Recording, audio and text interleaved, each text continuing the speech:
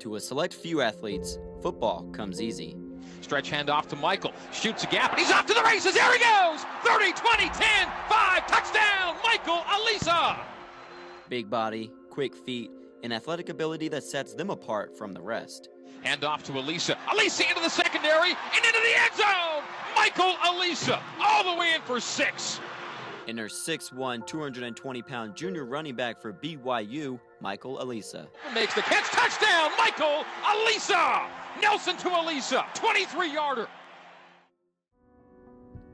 Mike grew up on the island of Oahu in Hawaii, but surprisingly, when he first started playing football, it turned out to be far from easy. Even my brother, I talk to him right now, he's like, man, when I saw you playing football like that first year, I felt bad for you. Before they played, they had to run laps, and when he would run, he would be the last boy in by a long shot, and he would get lapped. He ran like a duck, so, well, not really run, he walked like one. He would just waddle through.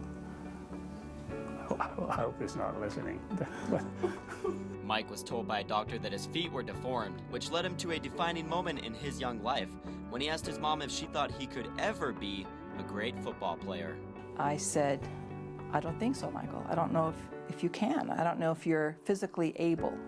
I didn't want to disappoint him. At the time, I didn't understand, and you know, I ran to my room and I was just bawling my eyes out.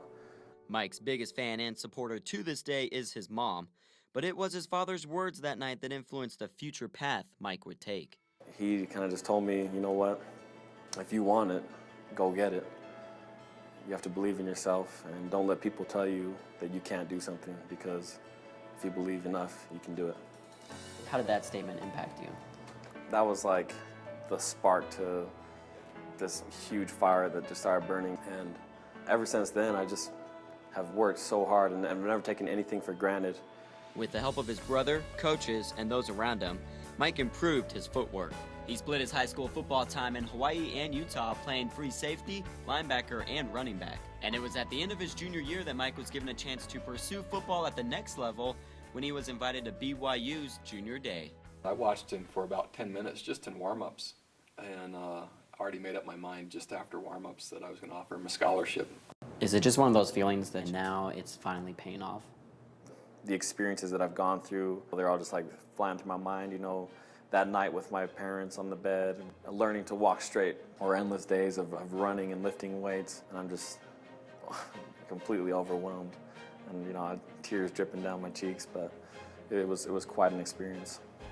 The thought of playing running back continued to loom in the back of Mike's mind, but he entered his freshman year for BYU at linebacker and even saw action in 12 games. After his freshman year, he decided to hang up his cleats for 2 years to serve a church mission in Puerto Rico for the Church of Jesus Christ of Latter-day Saints. Upon returning from his mission to BYU, Mike decided that now was the time to make the official switch from linebacker to running back. We had the interview with Bronco, and I told him that this was something I wanted to do, and I explained it to him why it was a good move for me. How did he react? He thought for a second, looked down, and said, okay. And that was it. Making a switch of positions is never easy, and Mike found himself put in as backup fullback and buried 4th on the tailback depth chart. Despite this, he knew he'd made the right decision and that sooner or later he'd be given an opportunity. One that finally came October 8th of 2011 against San Jose State. I thought you were promised like at least 5-6 carries. You're telling me that you were promised 2 carries. That was it. It's like, I'm going to give you 2 carries and see what you make of it. 16 carries and 91 yards later, BYU found its go-to running back as Mike led the ground attack for the team the remainder of his sophomore season. But sometimes life doesn't always go according to plan. In just the 5th game of the season, Mike went down with a broken right arm, all but ending his junior year. You know, obviously, in the grand scheme of things, missing a year, that's a huge deal.